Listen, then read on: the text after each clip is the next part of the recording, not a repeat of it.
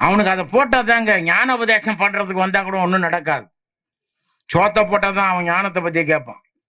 அதனால்தான் ஐயா சொன்னாரு, இந்த சிந்தனை ஒருத்தன் உள்ளத்துல சரியா பதிஞ்சிடுச்சுன்னு சொன்னா, இது உலக மக்கள் மனிதர்கள் மத்தியிலும் இறைவன் படைத்த படைப்பினங்கள் அனைத்து மத்தியிலும் இவனுடைய அன்பு அங்க போகும். அதுக்கு அடித்தளம் இது. அதனாலதான் சொன்னார், ஜீவகாருண்யமே மோட்ச வீட்டின் திறவுகோல்.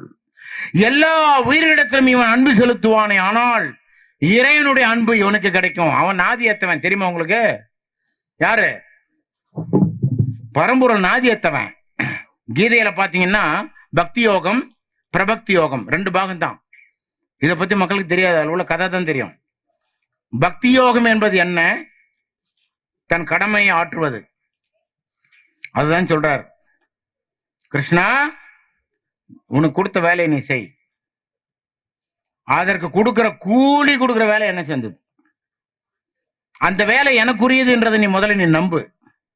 அதை நீ நம்பணும்னா நீ 100 விழுக்காடு நீ உன்னை என்னிடத்தில் ஒப்படைத்து விடு. அதுதான் பிரபக்தி யோகம்.